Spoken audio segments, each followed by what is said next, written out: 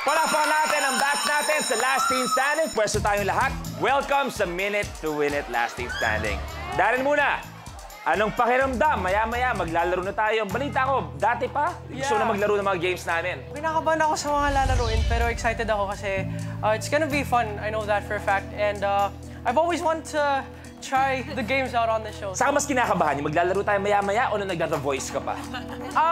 Nung nag-The Voice po ako. Iba yung kaba. Sa ating natin mo, we are very, very proud of you sa The Voice.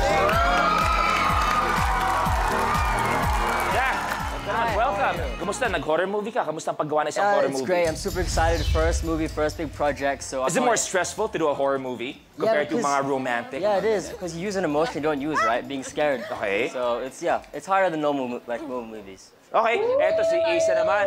Isa naman, itong 2017, it's a brand new year para sa atin lahat. What are you looking forward to this 2017?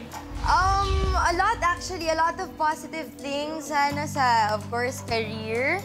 Singing, acting, dancing. Woman of all I just wanna trades. reach my passion. Like, yung mga gusto talaga ng art ko. Kasi it's fun for me. Eto, si Sofia, ang galing nagbabalik dito. Itong pagbabalik mo ba ngayon? Ready ka na ba ulit humarap sa mga challenges? Oo naman po, pero mas kinakabahan ako ngayon kasi when I was practicing, parang medyo humirap yung mga game.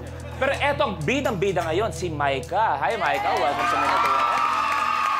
Anong pakiramdam? Kasama mo ibang paboritong teen stars ng buong bayan? Nakaka-excite po maglaro. Then, I'm so excited and nag-enjoy po ako sa pagbubootcamp po. Then, yun po, yung sa excited din po ako makarating Excited ka, no? Sobra! Oo, mukha nga. Sobrang excited Sobra ka. po. Eto si Maika. Alam mo, seryoso, Maika, ang ganda ng smile mo. Yung smile mo, yung alam namin totoong-totoo ang happiness mo. Maraming salamat for that. 7 kayo magkakapatid. Tama. Paano kayo umabot ng ganong karami ulit? Opo, kasi po talaga gustong-gusto po ng mother ko ng lalaki. Eh, kaso yung isa, yun po, di pa po sapat eh. Kaya nagdala po. Yung bunso po yung lalaki. Habol lang hanggat sa makakuha ng lalaki. Eto, Pero nakita last na natin, po. narinig natin kung gaano kasipag ang magulang mo. Nandiyan ba sila ngayon? Nandiyan ba? Si mother lang po. Nandiyan ba si nanay? Hello po, Nay. Magandang hapon po. Sabi mo na hindi birong pinagdadaanan ng iyong pamilya. Kasi dapat working student, nakasanayan natin, pag bakasyon, dapat pahinga. Pahinga po. Pero bakit ikaw, napapatrabaho ka pa pag summer? Kasi po wala rin po akong magawa din. Wala rin po akong extra income. Hindi rin po ako makakahingi kay Papa. Kaya ang ginagawa ko po, naglalakit po ako. Ang ginagawa ko po nun, yung gagawa po ng palitaw. Ano pangarap mo? Ano pangarap mo, Mike? Kasi hindi ka naman pupunta dito kung di dahil sa pangarap mo. Yun po, gusto ko pong makamit yung 1 million, then maging teacher po. Balita ko, bahay mo. Gustong paayos ang bahay mo. Opo. Kasi po hindi po kami, kasya po lahat sa bahay. Kaya ang gusto po ng Papa ko, na lilipat po kami. So, Maika, malay mo lahat ng pangarap mo matupad ngayon. Yes. Dito sa Minute to Win It. Kung hindi man matupad dito, siguradong bibigyan ka ni Darren. Sobra yan. Sobrang bait si Darren. Napakabait. Okay. Sa last team standing, kung sinong last makagawa ng challenge or hindi makagawa ng challenge, ay kailangan umupo. Last 2 players may guaranteed na 20,000 pesos.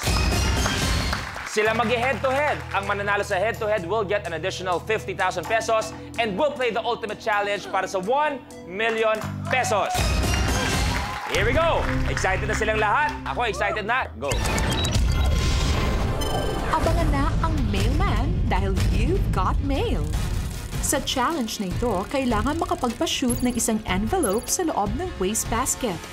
Gagawin ito sa paghagis ng envelope sa wastebaskets at may layong 8 feet. Paalala lang, kailangan may pumasok na isang envelope bawat basket. Ang huling makakagawa ng challenge ang ma-eliminate. The messenger is our challenge. Kailangan isa silang paghagis sa mga envelopes. Bawal lumampas sa inyong marker kapag na-shoot sa basket ng ibang player. Hindi pwede. Kailangan sa naka-assign sa inyong harapan. Isang envelope lang ang kailangan niyo ma-shoot and more importantly, mag-stay. Okay? Has to stay inside the basket. Good luck, players! Isa ang kailangan magawa. This is the messenger. Let's play. The game begins in 3, 2, Isa lang. Go!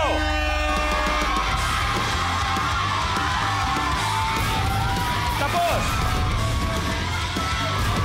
Isa, tapos na. Jack, okay na. Jack!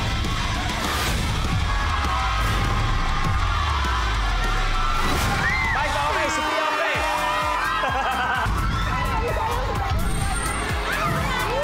Darren, your game's over. over.